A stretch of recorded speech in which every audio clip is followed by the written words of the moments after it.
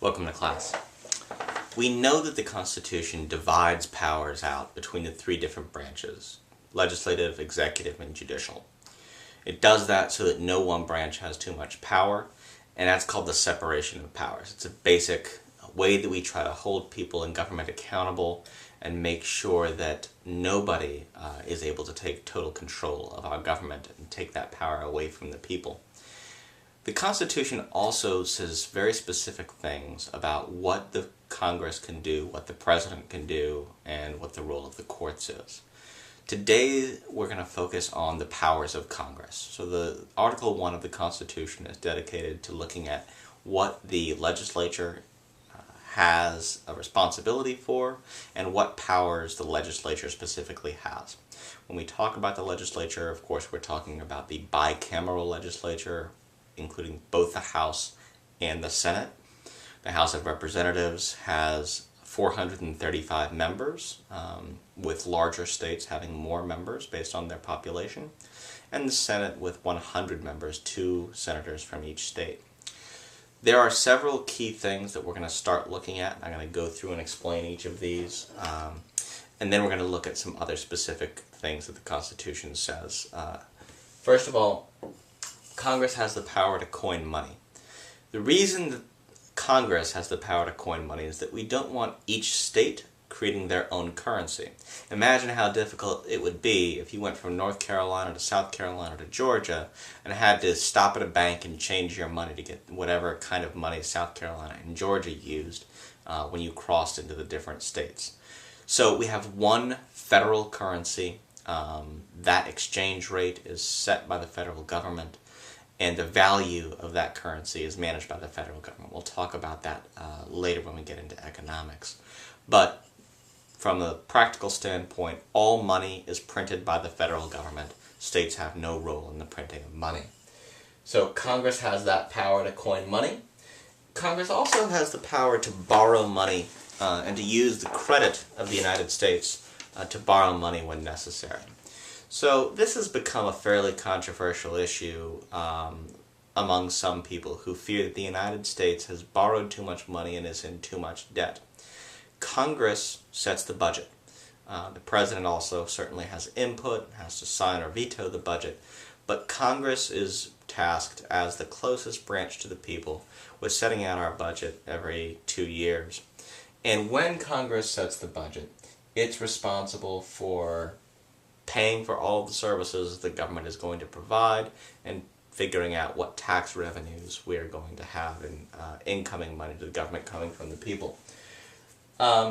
So only Congress has the power to borrow money. Interestingly, state governments like here in North Carolina, Virginia, Minnesota, all of the states, they do not have the ability to borrow money, which means they have to balance their budget every year.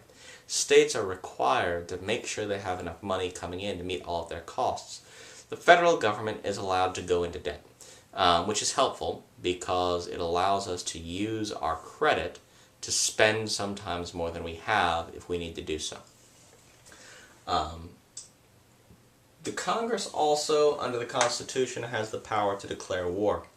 The Constitution says in Article 2 that the President, as Commander-in-Chief, is the person responsible for directing the troops. So the President commands the war, commands the armed services, but cannot do so under the Constitution unless Congress has decided to declare war.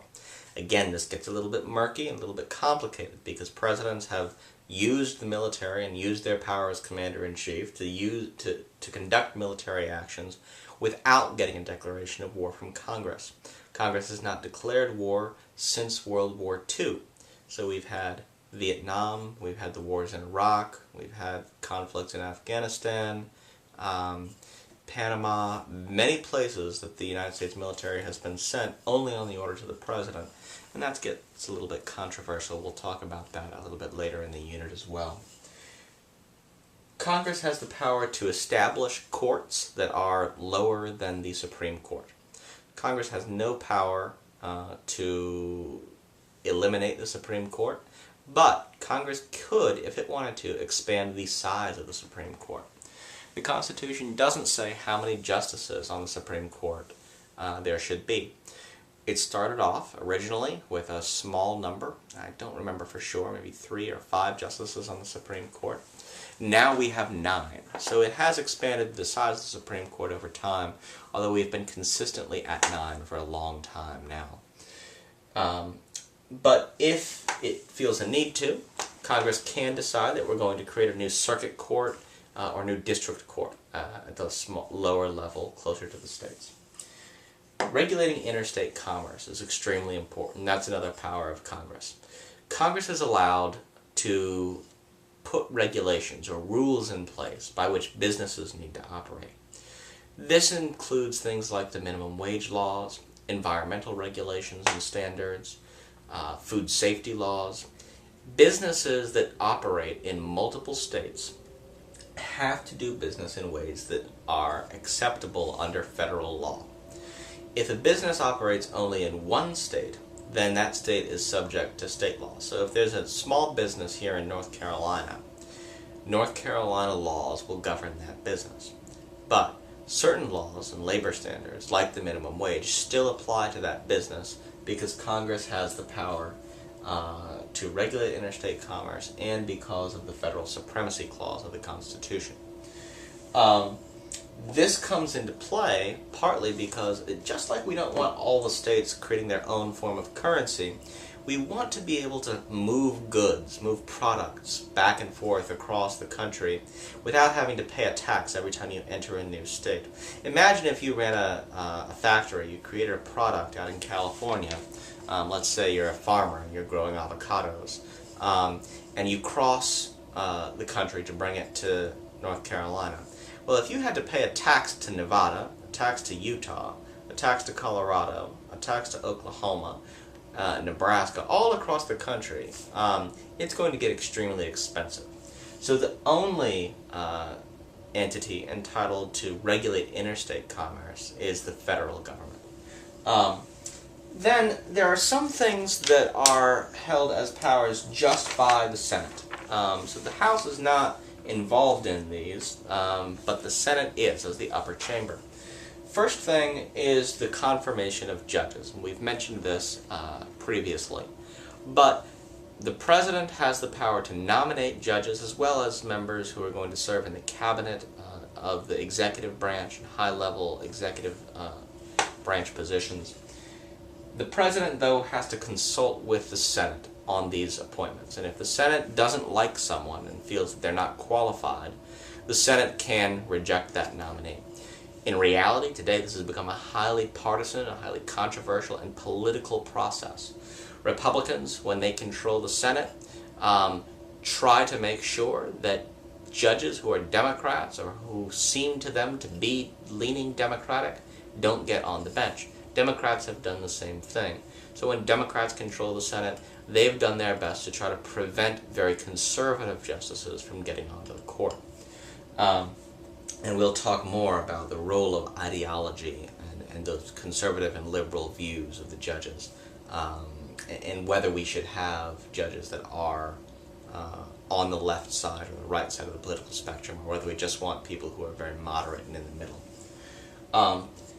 The Senate also is responsible for ratifying treaties with foreign nations. The President negotiates treaties, so if, for example, we are working on a free trade agreement, like the NAFTA agreement between the United States, Canada, and Mexico, or if we're looking at the issue of global warming and thinking about something like the Kyoto Protocol, which would establish environmental regulations across the globe, the President would the President would negotiate that, working with other countries and leaders in other countries, but the United States can't enter a treaty unless the Senate agrees to enter it.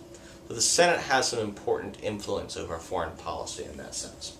Finally, impeachment is shared by the House and the Senate. If the President has done something that is viewed as a high crime or misdemeanor under the Constitution, and the House of Representatives files articles of impeachment accusing the President of such actions, then the Senate would be responsible for holding the trial. So we move now to the House of Representatives, which, as I just said, has some responsibility with initiating impeachment proceedings against the President. The House also is where budget work begins. Now, of course, a budget has to be approved by the full Senate as well as the full House and signed by the President.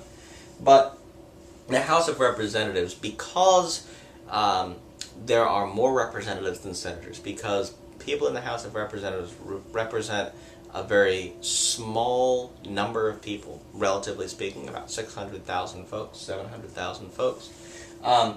The House is viewed as the branch of government that is closest to the people, and so we let the House of Representatives start with the budget proposals first. So, the House and Senate share responsibility for the budget and impeachment. The Senate itself has responsibility for the confirmation and ratification of judges. And overall, Congress has the power to coin money, to borrow money on the credit of the United States, to declare war, to create federal courts, and to regulate interstate commerce. There's one more thing, though, that Congress has the power to do under the Constitution. This isn't so much a specific thing as a general way that the Founding Fathers tried to give Congress some leeway, some flexibility to do things that they hadn't thought to write in the Constitution. I've drawn a beautiful pair of underpants up here with elastic written across the top because elastic stretches, and the purpose of this clause, which is often called the elastic clause, is to stretch the meaning of the Constitution to allow Congress to do a little bit more. This is supposed to be a small rubber band and a large rubber band that has been stretched out here. You can imagine someone's fingers spreading that rubber band apart. The necessary and proper clause of the Constitution, and that's what language is used in the Constitution. The founders wrote, Congress shall have the power to make all laws necessary and proper in order to deal with the issues that we just covered. So if Congress thinks it is necessary and proper to do anything in order to regulate interstate commerce, this clause says Congress has the power to do that. Ultimately, it would be up to the Supreme Court to make sure that that is an acceptable use of legislative power. So this expands the power of Congress and allows Congress to do things that hadn't initially been considered. For example, Congress has the power to regulate interstate commerce. Does Congress have the power to regulate the Internet? Well, the Internet didn't exist in 1789 when the Constitution was ratified, and it certainly didn't exist when it was written. The founders had no way of imagining telephones. They had no way of imagining cars. They had no way of imagining all of the new technologies, from airplanes to the Internet, that we have today. So Congress does have the power to put laws and rules in place to deal with these new technologies and the advances of society, partly because of the elastic clause that expands powers of Congress and gives Congress the flexibility that it needs to keep up with the changing world that we live in. So we've looked today at the powers of Congress. Study these. These are going to be very important, and you'll need to be able to distinguish between what powers Congress has, what powers the President has in the executive branch, and you'll also need to be able to distinguish between the powers of the federal government, which we're talking about here, and the role that state governments have, because remember, we separate powers. Some powers are reserved under the 10th Amendment for states. So we'll follow more up on that soon, and I hope you've enjoyed and been able to understand all of the components of this lesson. Have a great day.